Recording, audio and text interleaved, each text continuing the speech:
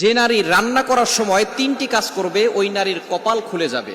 আল্লাহ পাক রব্বুল আলামিন ওই নারীকে সম্পদশালী বানিয়ে দিবেন। আল্লাহ পাক রব্বুল আলামিন ওই নারীর ঘরে বরকত নাজিল করবেন। ওই নারীর ঘরে আল্লাহ পাক রব্বুল আলামিন রহমত নাজিল করবেন। অনেক মা বোনেরা এখন কিন্তু সংসারের ভিতরে সুখ চান, শান্তি চান, ঘরের ভিতরে রহমত চান, বরকত চান। বিশেষ করে যে সমস্ত নারীরা সংসারে বরকত চান তারা কিন্তু অবশ্যই এই তিনটি কাজ করবেন। দেখবেন আপনার ঘরের ভিতরে শান্তি আসবে এবং আপনার রান্না সুস্বাদু হবে এবং আপনার রান্না যারা খাবে তারাই আপনার প্রশংসা করবে। আমরা অনেকেই কিন্তু নিজের প্রশংসা শুনতে চাই এবং অনেকেই আমরা ঘরের ভিতরে বরকত চাই, রহমত চাই। এজন্য আমরা এই তিনটি কাজ করব।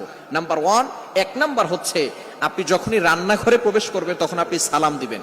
মনে রাখবেন রান্নাঘরে কিন্তু চুলা আছে। এই চুলা, গ্যাসের চুলা বলেন আর যেই চুলাই বলেন, এই চুলা থাকার কারণে যখন আপনি রাতের বেলা সেখানে থাকেন না, এখানে কিন্তু জিন জাতি থাকার সম্ভাবনা আছে। এই জন্য যখনই আপনি রান্নাঘরে ঢুকবেন তখনই সর্বপ্রথম এক নাম্বার কাজ করবেন, সালাম দিবেন, আসসালামু আলাইকুম ওয়া রাহমাতুল্লাহ।